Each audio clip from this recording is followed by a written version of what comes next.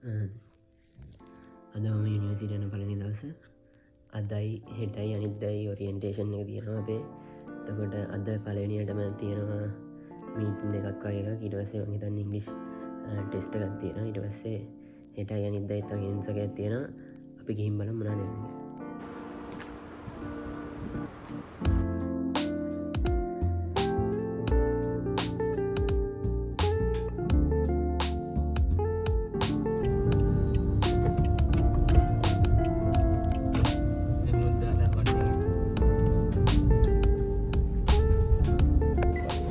ඉතින් මේ මීටින් එකේදී අපේ ෆැකල්ටි එකේ ඩීනුයි වයිස් චාන්සලර්යි ස්පීචස් දුන්නා. ඊට පස්සේ ස්ටුඩන්ට් කවුන්සලර් ඇවිල්ලා කවුන්සලින් ෆැසිලිටිස් යුනිවර්සිටි එකේ තියෙන ඒක ගැන කතා කරා.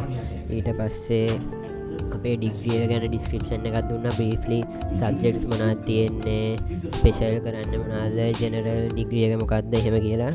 ඊට පස්සේ ආයිත් රූල්ස් ඇන්ඩ් රෙගියුලේෂන්ස් යුනිවර්සිටි එකේ ඉන්න ඕන විදිහ ඒව ගැන අපිට කියල දුන්නා.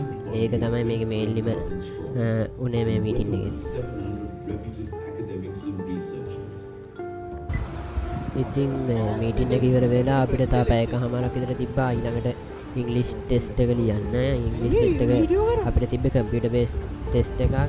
ඒකත් පැයක හමාරක් වගේ තිබ්බා. ඊට පස්සේ අපි ඒ ඉංග්ලිෂ් ටෙස්ට් එක ඉවර වෙලා යුනිවර්සිටි එක කඩේකින් කන්න ගියා. ඊට පස්සේ ඒක කාලේ ඉවරලා ආයිත් ඒකට ඇවිල්ලා පොඩ්ඩක් වටේ බලලා ලෝ ෆැකල්ටි එක අනිත් ෆැකල්ටිස් එහෙමත් බලලා අපි මේ ගෙදර ආවා.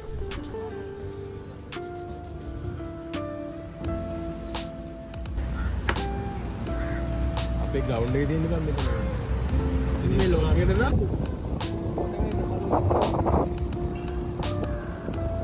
ෆීල්ඩ්